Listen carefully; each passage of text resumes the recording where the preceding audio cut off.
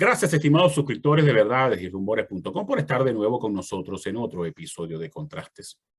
Por más esfuerzo que haga la oposición para lanzar una plataforma unitaria de candidatos para competir en las elecciones del 21 de noviembre, sin la participación de la ciudadanía, será materialmente imposible que la oposición logre una victoria significativa. Afortunadamente, la mayoría de las encuestas reflejan que hay disposición a ir a votar por parte de la mayoría de los electores. Pero no solo se trata de ir a votar, sino de sumarse a la estrategia que busca recuperar espacios este 21 de noviembre y luego presionar para la activación del referendo revocatorio a partir de enero del 2022. Que buena parte de los ciudadanos estén decepcionados por la labor de la oposición es absolutamente comprensible. Pero eso no debe traducirse en la desmovilización popular. No se trata de participar en señal de apoyo a los opositores, sino como parte de un esfuerzo colectivo para rescatar a Venezuela. La recuperación de nuestra patria no depende exclusivamente de la dirigencia de los partidos políticos, sino fundamentalmente de los ciudadanos interesados en Venezuela. Más allá del rechazo hacia la oposición partidista, lo importante es la reconstrucción de Venezuela. Hoy converso con Rafael Ramírez, candidato de la oposición a la alcaldía de Maracaibo, sobre su propuesta para rescatar la capital zuliana. Ya regresamos.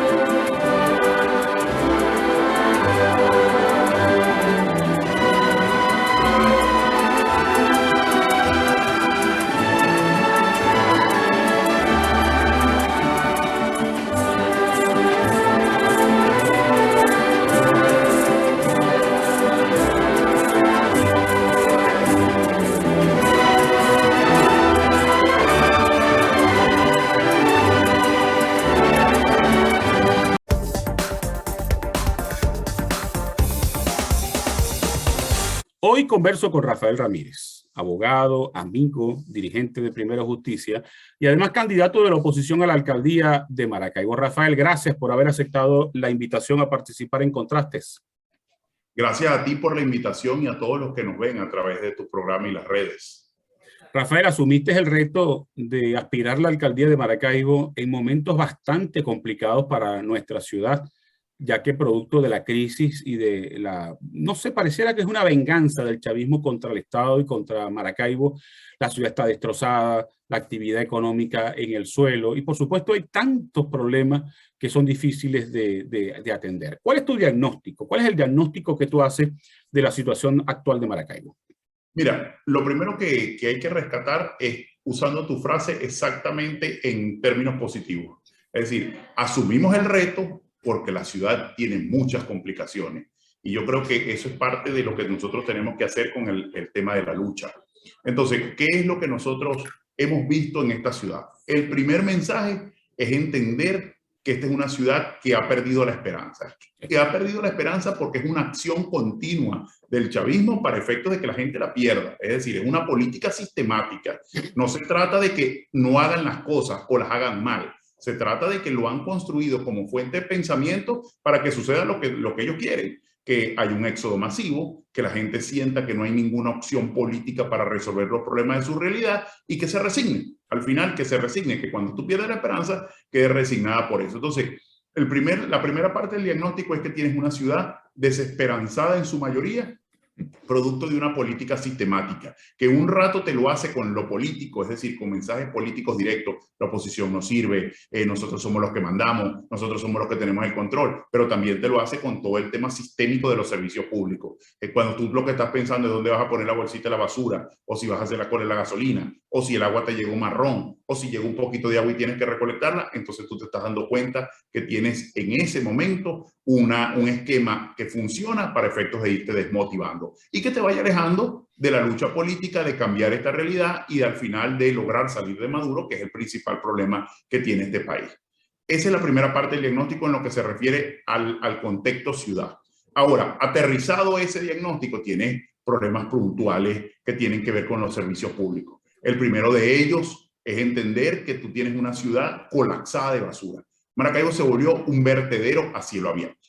¿Y eso se debe a qué? A que, bueno, en primer lugar, acabaste con la recolección de basura cuando sacaste de todo el tema del cobro de la electricidad y el cobro de la basura, ese servicio. Pero además de eso, sistemáticamente te concentraste en que la gente no tuviera ninguna claridad de cuándo y cómo recoger la basura. Entonces, ¿qué es lo que hace? La gente no se puede quedar con la basura en su casa. Entonces, empezó a encontrar esquinas, donde vea la primera bolsita, ahí de una vez agrega las otras bolsitas y así vas haciendo un cúmulo de basura que después ellos quieren resolver enviando un volteo que palee todo eso.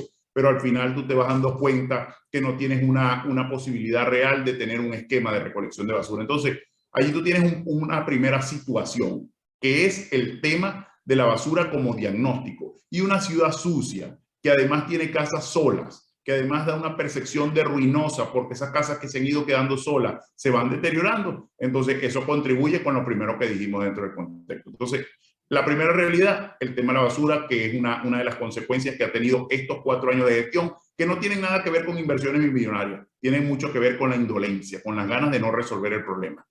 La segunda cosa es el tema de los servicios públicos continuados.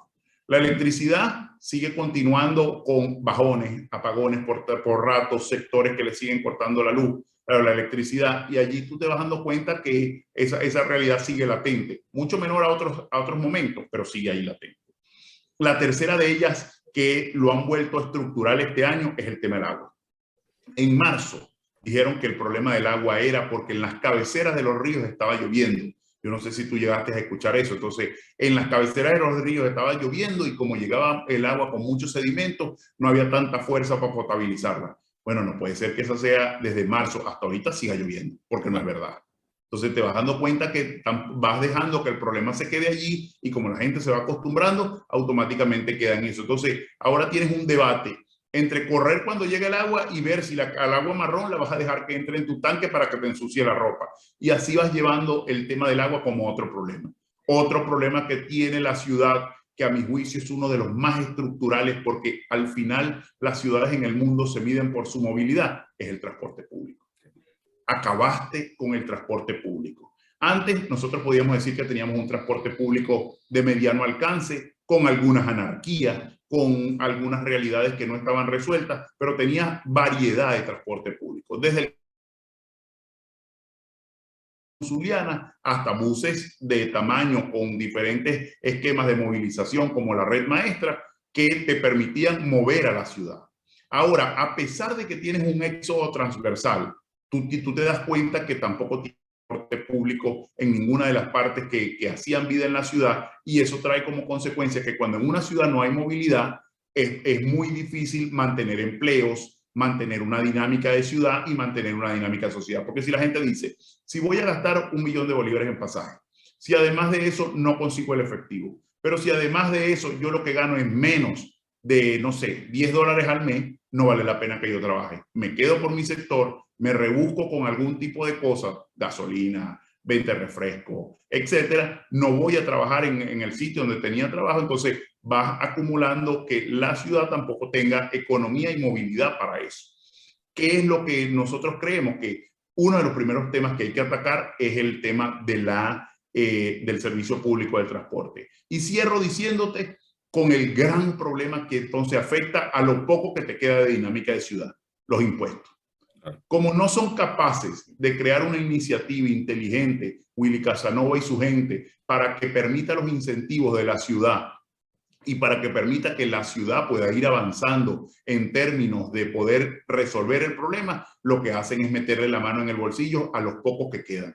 Entonces, en una economía deprimida como la que tenemos, lo peor que puedes hacer es los impuestos, porque si la gente dice, si yo voy a tener que trabajar para la municipalidad, para que ellos se lo echen en carros blindados, en fiestas en la curva, o hagan ese tipo de cosas, yo prefiero cerrar mi local, vivir de las rentas o de lo poquito que me haya quedado, de lo que venda, y automáticamente no hago nada porque la ciudad mejora. Entonces, cuando cierran un local pasan varias cosas. Deja de pagar impuestos, dejas obligatoriamente a alguien sin trabajo, dejas de comprar bienes y servicios que es lo que pudieras estar prestando, y eso va volviendo la economía regional y municipal en este caso cada momento más pequeña. Y frente a ese panorama tan desalentador, pero además tomando en cuenta las competencias del alcalde, que tiene competencias bien definidas, y la situación financiera de la municipalidad, ¿cuál es tu propuesta para ir resolviendo paulatinamente esos problemas? Porque tampoco lo vas a poder resolver de la noche a la mañana. Yo creo que, en primer lugar, nosotros tenemos que hacer una revisión de los impuestos, establecer un esquema de impuestos diferenciados. El que tiene un local pequeño paga de acuerdo a su tamaño, a su local y a su venta, o a su producción o a su capacidad. Y el que tiene el local más grande paga de acuerdo a su radical y flexible, pagas en la flexible, pero no pagas en la radical.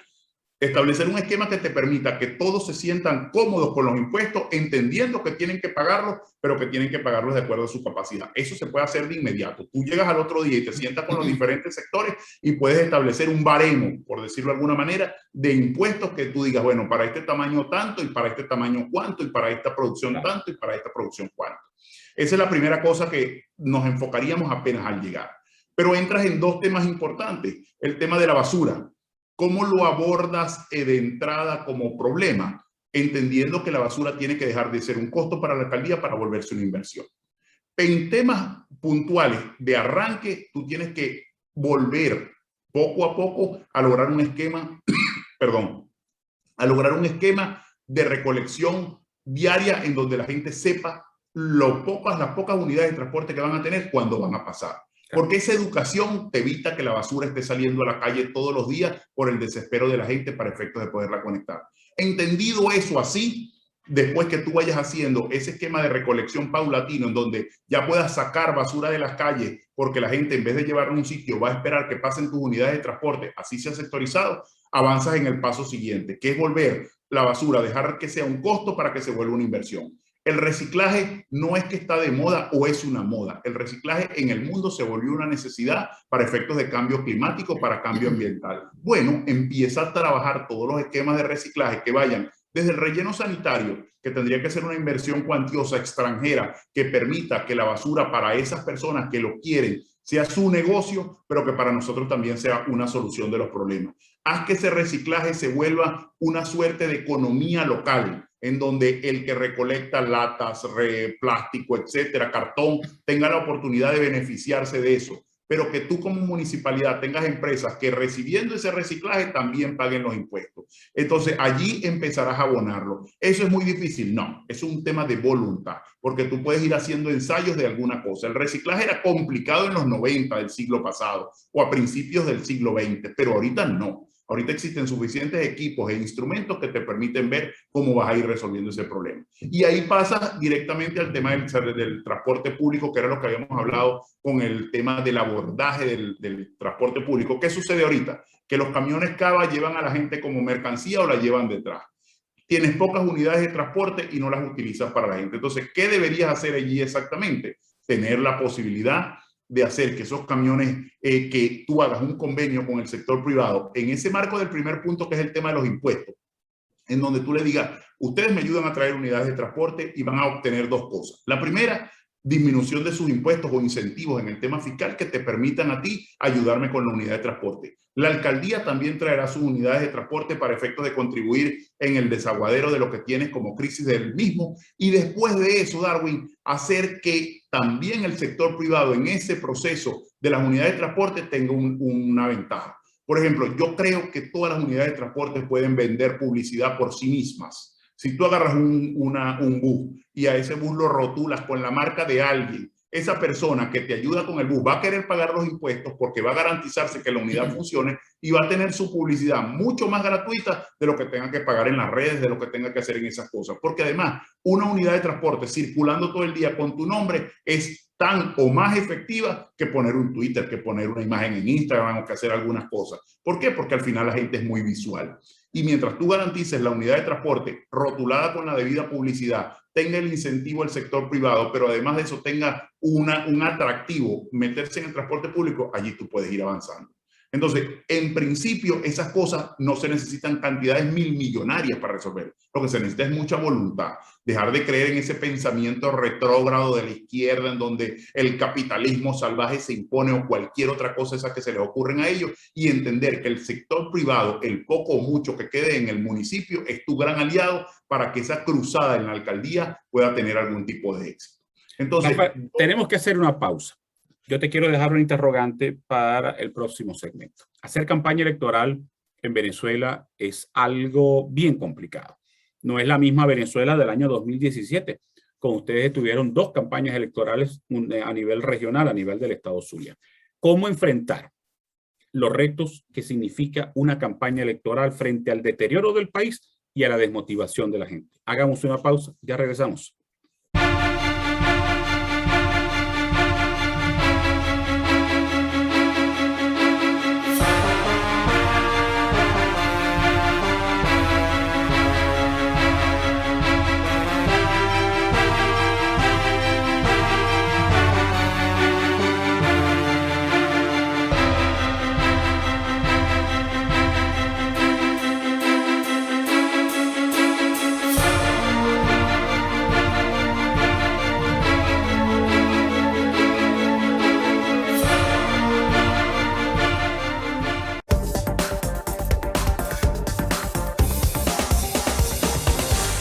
Rafael, hacer campaña electoral en la Venezuela actual es algo bien complejo. No es la misma situación del año 2017 cuando ustedes tuvieron 2 campañas electorales en el estado. ¿Cómo hacer campaña ahorita? Sin gasolina, sin transporte público, con la desmotivación de la gente y por supuesto con la diáspora, que por eso ha afectado muchísimo no solamente a la sociedad en general, sino a las estructuras de los partidos políticos.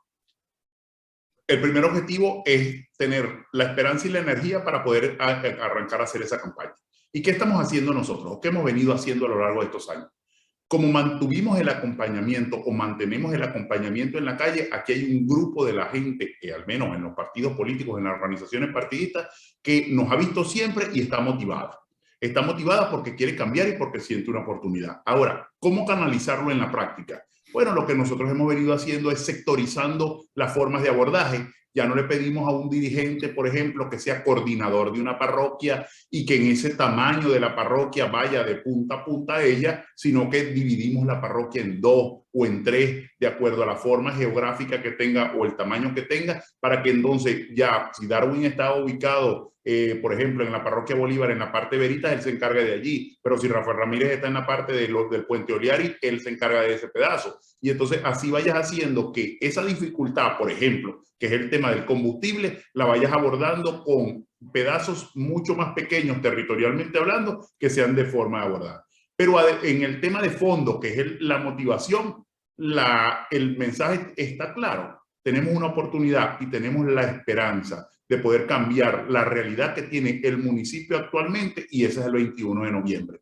Con ese motivador es que hemos venido trabajando esta parte de la calle. Además de eso, vamos a tener los problemas que siempre tenemos con el oficialismo, ventajismo, abuso de poder, etcétera. Eso lo vamos a combatir con la fuerza de la gente. ¿Por qué? Porque si bien es cierto que la realidad que agobia a Maracaibo es bastante grande, lo que también está sucediendo es que esa energía que tiene la gente del agobio la quiere transformar en algo, la quiere transformar en cambio.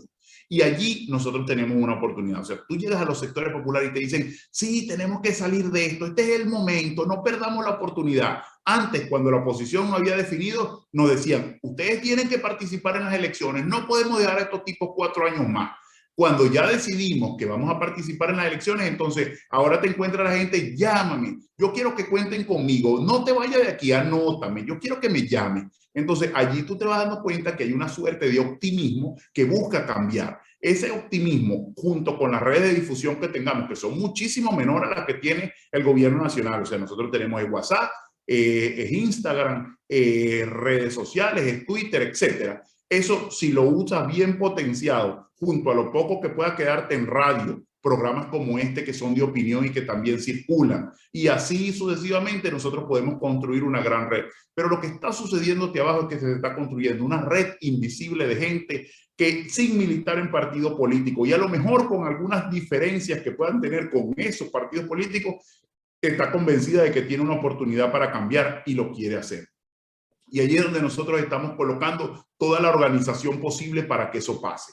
Ya ahora no es como antes, que entonces tú pides listas en papel, en donde tú las vas cargando a alguna base de datos. No, ahora tú le dices a la gente, bueno, haga su lista, pásenosla por WhatsApp y la cargamos a un sistema central. Y así muchas cosas de las que antes usted utilizaba tradicionalmente para hacer campaña han ido evolucionando y te están permitiendo el alcance. Porque además, como te lo dije con el tema del ánimo y el optimismo, nos está pasando realmente que la gente te escribe. Mira, yo quiero anotarme, vivo en tal sector, estoy en esta parroquia y quiero ayudarte aquí. Entonces ya tú la vas direccionando a las diferentes parroquias. Ya nadie quiere estar en un comando central porque efectivamente no puede llegar ni siquiera a ese comando central, o a lo mejor por efecto de gasolina. Y siente que su grano de arena es la posibilidad de utilizar los mecanismos tecnológicos que tiene. Pero te agrego algo más, Darwin, que también nos está pasando: la migración.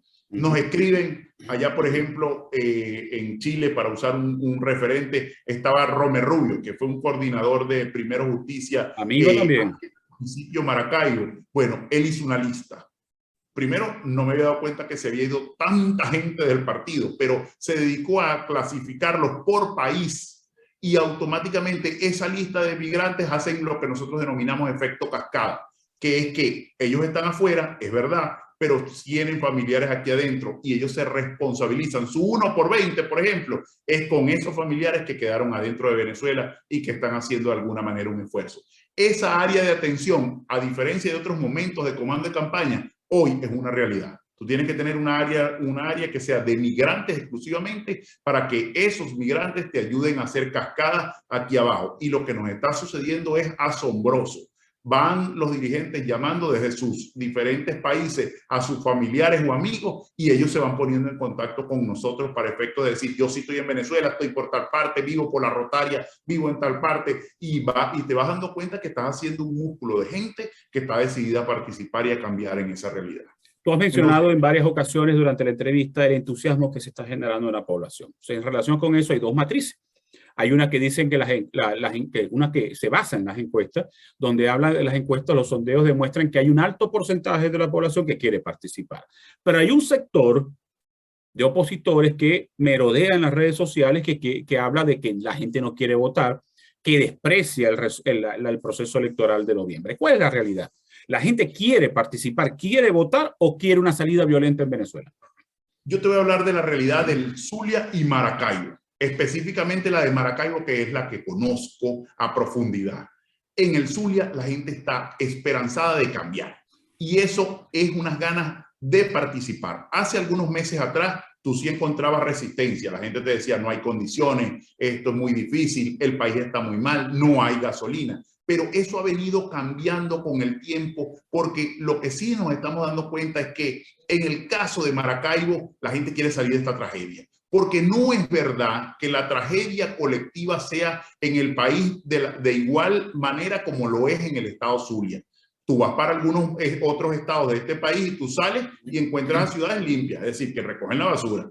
Tú sales en otras ciudades y encuentras gasolina, sin hablar de Caracas, que Caracas es como la capital que lo tiene todo. Pero sin hablar de eso, tú te vas dando cuenta que la realidad del Zulia, que es el colapso de todos los servicios públicos, no tiene necesariamente que ver con el tema de la crisis nacional. Tiene que ver mucho con la indolencia. Y la gente, los maravinos, han decidido claramente que tienen que acabar con esa indolencia. Porque no en todas las ciudades tiran granadas a los locales comerciales como las tiran aquí, o no recogen la basura, o tienen el problema de agua. Entonces, En el caso del Zulia, lo que nosotros encontramos en todas las calles de Maracaibo es que la gente quiere participar porque tiene una oportunidad de cambiar. Y lo que me he dado cuenta también con bastante certeza es que no quieren pasar un día más ni con Omar ni con Willy en esos cargos porque sienten que no tienen ninguna posibilidad de resolverle los problemas. Porque ellos mintieron cuando hicieron la campaña hace 4 años. Ellos dijeron que cuando hubiera una línea directa, por decirlo de alguna manera, un teléfono directo con Miraflores, el Zulia iba a tener los problemas resueltos y muchas de las cosas que estaban agobiando al Estado se iban a solventar. Y fíjate tú, en la primera gestión que hicieron fue dejar al Zulia 7 días sin luz.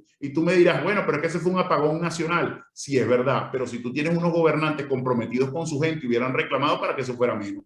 Pero además, ¿cómo están cerrando la gestión en el caso de Willy, en el caso de Maracaibo? Con el agua marrón desde marzo, que fue con la que arrancamos el negro anterior o el segmento anterior. Que tú tienes el agua marrón y entonces van buscando que te vayas acostumbrando a eso. Esa realidad no cambió porque ellos tuvieran el teléfono directo, como ellos lo decían, para Miraflores. Eso la gente lo percibe y lo va a castigar porque si no me resolviste el problema, porque no tienes voluntad, porque yo creo que muchos de los problemas no se resuelven por indolencia, corrupción, pero además de eso, porque no tienen voluntad, ya no quiero seguir contigo para efecto de eso. Entonces, en el caso del Zulia, la dinámica es de participación. No puedo hablar de otros estados, no los conozco, no conozco la realidad, pero en lo que nos corresponde a nosotros, el Zulia y Maracaibo, la gente está decidida automáticamente a cambiar. Y lo ha hecho porque este Estado ha resistido muchas cosas, pero además de eso este Estado quiere salir de la crisis que tiene actualmente. Ahora, Rafael, hay un punto importante. Por más condiciones hipotéticas que existan de que el voto será respetado el 21 de noviembre, si ustedes no tienen presencia en los centros de votación, el chavismo hará con los votos lo que le dé la gana. Esa estructura de vigilancia, de participación, ¿qué tan eficiente puede ser tomando en cuenta la crisis, la decepción de los propios dirigentes y la migración? Ahí se ha venido haciendo un trabajo a lo largo de todo este año y del año anterior. Lo primero que tenías era que cambiar la modalidad electoral. Entonces, en nuestro caso, pasamos a tener dirigentes de zonas y sectores, es decir, saber exactamente quién vive en cada sector de Maracaibo para saber cuándo es que va a ocupar el espacio en el momento electoral. Porque antes, ¿cómo era que funcionaba? Tú tenías coordinador de centro de votación, que así se llamaba políticamente hablando el representante, y llegaba a la elección, él buscaba los testigos y asumía lo que tenía que asumir allí.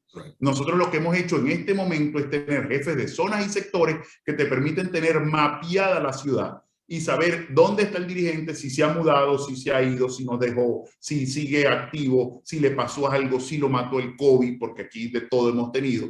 Y automáticamente, después de que haces esa valoración, puedes escoger efectivamente a los testigos. Hoy te puedo decir con todas las letras que tenemos una visualización clara de los centros que están activos, de quiénes deberían ocupar los centros, pero además de eso, de esas personas que viven alrededor del centro, cuántas quedan en la ciudad para ir abordando la participación electoral en eso, porque no te basta solo con tener el testigo, el miembro en Venezuela, o si siguen aquí. Y entonces ese trabajo se ha venido haciendo. Ojo, ese trabajo no es solo de una organización partidista, esa es la confluencia de toda la unidad.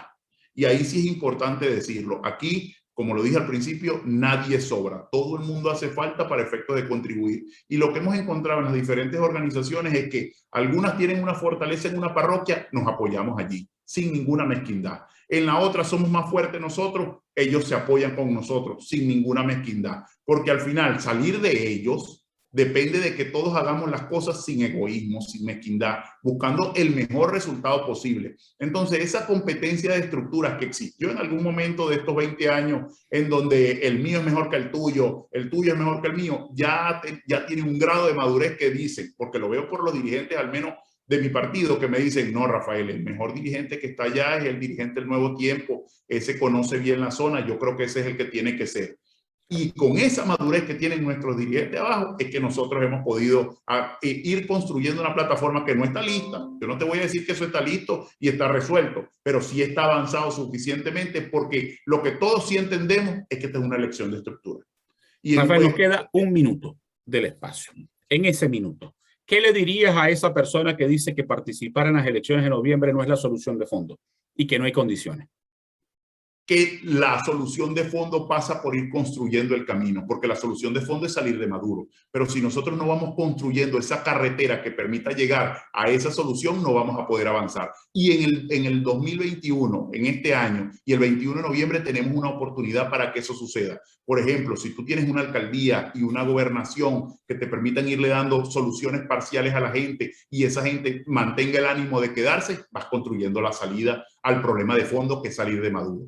Y en ese sentido nosotros tenemos que creer que este es un escalón más de los que tenemos que ir buscando para avanzar en la búsqueda de la salida de fondo, porque yo la comparto con la gente, pero entendiendo que tienes que ir dando pasos progresivos para que eso lo pueda hacer. Recuperar el Zulia, recuperar Maracaibo es parte de esa escalera que te va a conducir al objetivo final, pero tienes que llegar a dar esos pasos para poderlo hacer. Rafael, lamentablemente se nos agotó el tiempo. Te quiero dar de nuevo las gracias por haber aceptado la invitación a participar en Contrastes. Muchas gracias a ti, Darwin, y a todos los que nos ven a través de este espacio. Sigo recordándoles a todos, la esperanza no la podemos perder. Transformemos esa esperanza en energía y esa energía en organización y obtendremos el resultado que estamos buscando, es ir avanzando en la salida de esta tragedia que se llamó socialismo del siglo XXI, pero que cada día más estamos absolutamente convencidos de que ya estamos próximos a lograr esa lucha. Y a ustedes gracias por haber estado en la sintonía, pero no se retiren porque ya venimos con los datos de verdades y rumores.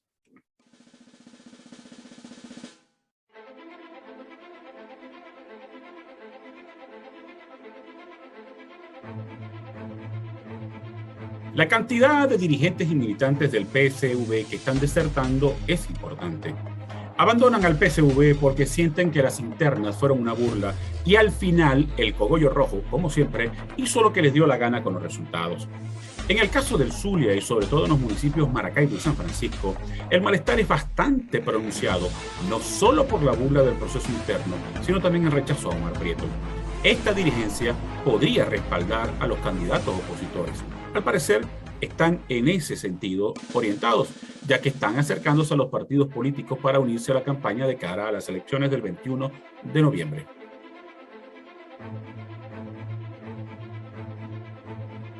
Llama la atención el absoluto silencio del gobierno interino liderado por Juan Guaidó en torno a la resolución de la Superintendencia de Sociedades del gobierno de Colombia de tomar control de la empresa Monómeros Colombo Venezolanos. Detrás de esa decisión no solo hay el interés de proteger a monómeros de cualquier intención de Nicolás Maduro, sino que pareciera que también es una medida que busca frenar las irregularidades que se cometen en la administración de dicha empresa, que desde 2019 está en manos del gobierno interino de Juan Guaidó. Guaidó guardó silencio ante la solicitud de abrir una averiguación sobre las irregularidades que se cometen en monómeros, que fue realizada por la fracción 16 de julio. Y ahora se hace el pendejo ante la decisión del gobierno colombiano.